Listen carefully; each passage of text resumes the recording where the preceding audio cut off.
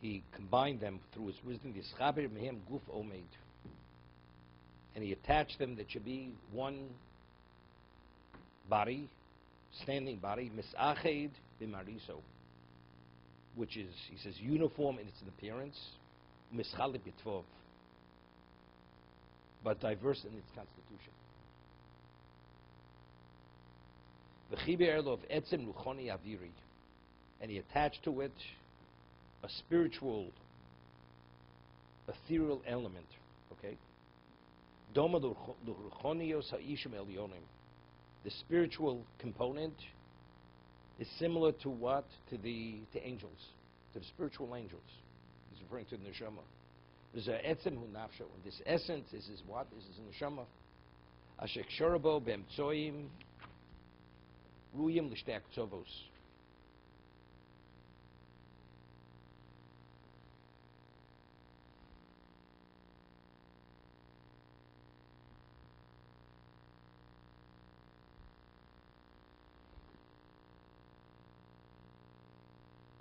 He put it in a setting that has relevance to both of these elements, which are really have no commonality between the two of them. We're talking about the neshama and the physical makeup of the body. But each one, right? The neshama can't exist without the body, and the body can't function without the neshama. So although there is no commonality between the two of them in terms of what they are, nevertheless, he created that they both should function simultaneously in each other's plane. Ve'im ruach hachayim v'achom hativi.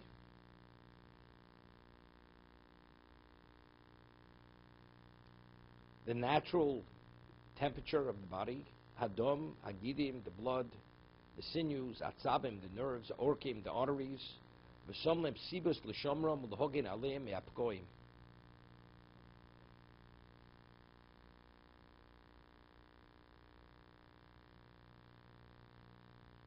And he created a setting that they should be protected.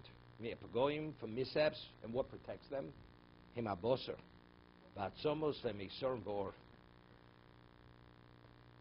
The flesh, the bones, what's the meisorim? Okay, muscles, it says. Modern Hebrew, it's a different word. Shririm is the muscle. Va'or, skin, haser, the hair, hatzipornayim, v'kulam maginim u'michsim l'hogen aleim apkoim. This interesting. He says, the meat, the flesh, the bones, and the muscle, the skin and the hair, and the nails, this is all to protect the inner organs of the body. Logan aleim apkoim, to ward off, shield or coverings to ward off injury.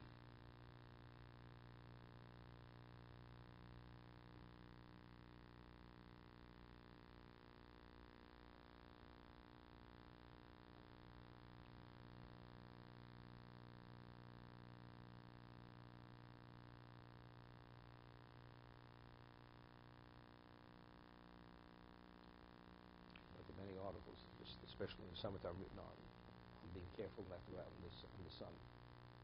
And they keep saying, every article says, the skin is the largest organ of the human body, and its function is to protect the body. And once the skin is compromised, then it's the beginning of the end. Once the skin is compromised, it speaks about the sun, ultraviolet rays, and all this. But God forbid a person is burnt, right? Endless levels of what? Of infection. Everything is compromised.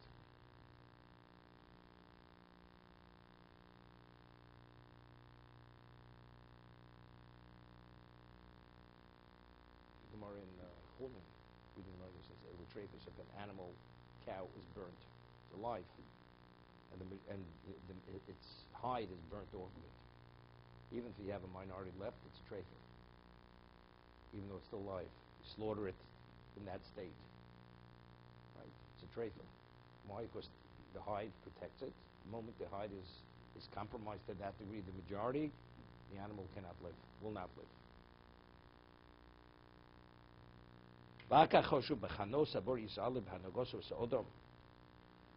You have to take in consideration the level of graciousness that Hashem has regarding the human being.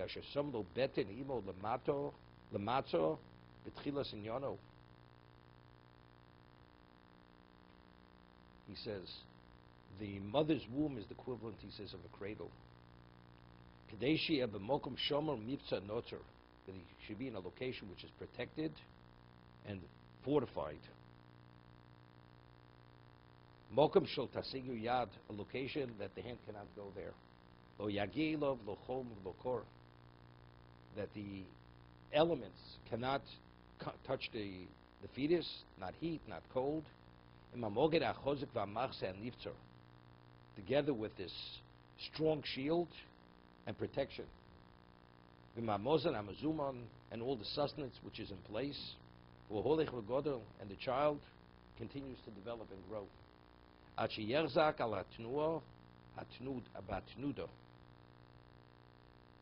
Capable of moving and turning. Tanud. As a result of being nourished without any effort or any toil. It's in a location which no human being has relevance to that location. As the child grows, the nourishment increases. Until that particular time when the child's ready to be born.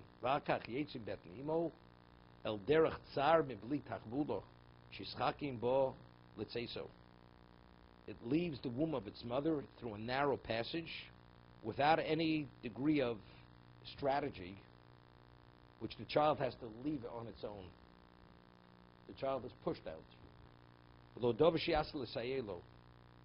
There's nothing there to assist him.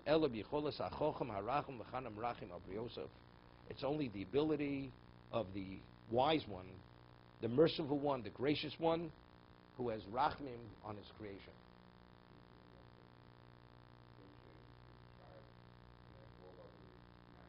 Okay, let's talk about over here. Let's talk over here. Okay, let's hear what he says. Then you'll ask me what he's differentiating. Okay, let's appreciate what he's saying. It's known if it. Let's talk about what he's talking about. Okay, let's talk what he's talking about. Then you'll ask me about other mammals. Okay. 6 and 6 is what? What about 1,000, 2,000? Okay, we'll get there. We're not only by 2,000, 2,000. Okay. It's a known fact. I mean, God forbid, a woman cannot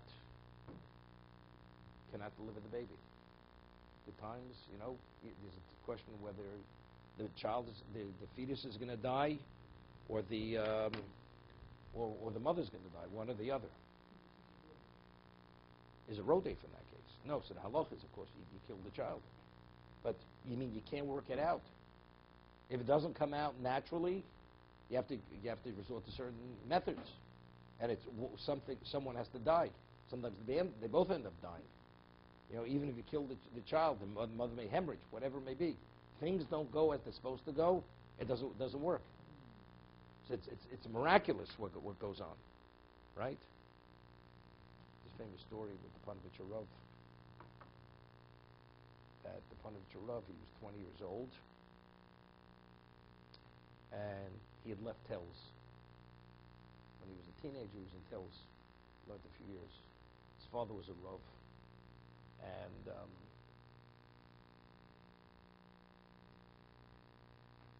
then when he left Telz, he went to learn. He worked together with the. It's not working.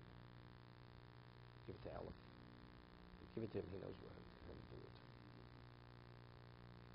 So the Aruch HaShulchan. You've heard the Aruch HaShulchan.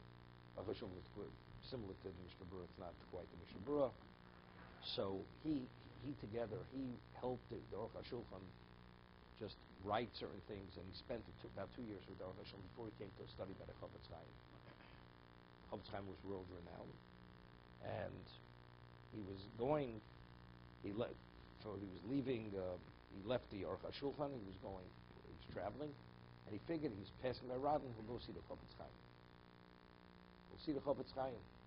So Chovos Chaim lived in a little cottage, and he passes by, and he knocks on the door, and his wife comes to the door. She says, "Is the rabbi home?" She says, "He's busy." And he hears somebody crying at a level where it's as if a person is in agony.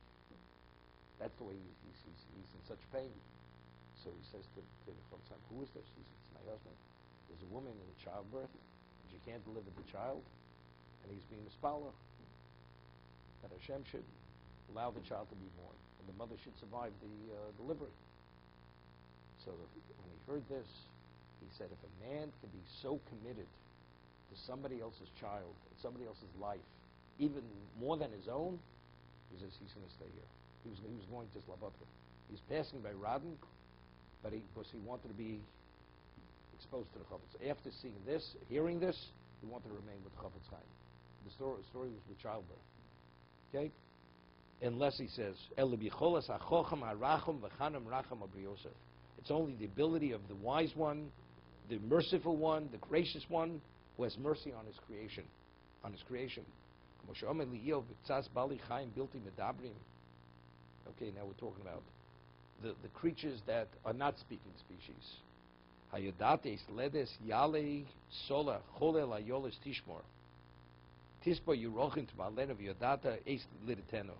Can you anticipate the time of the deer's calving? There's you. Do you count the months they carry their young, and thus determine time of their delivery? You see, an animal, you don't appreciate as much as a human being. An animal, everything goes natural. Even after it's born, how long does it take for it to develop to be totally independent? Very quickly. But a human being, which is so fragile, and without every aspect of caring, to be able to come out whole, really, it's a different being. A human being is not an animal being born. A calf being born, even after it's born, it's pretty much developed to a point. It's almost on its own. It's self-sufficient. A child is not, and yet everything, the nourishment and the level of care and development is something to be amazed. And it comes out fully intact, healthy, ready to be cared for. This is amazing. You reflect on that, then you see Hashem's wisdom. To be continued.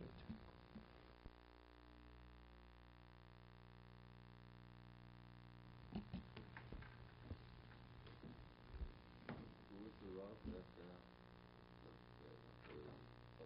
Panvichurov. he stayed with Kotzak for A number of years. 4 years, 6 years. I mean, he really stayed with him even after he became Panvichurov, years later. Till the Chovos Chaim passed away.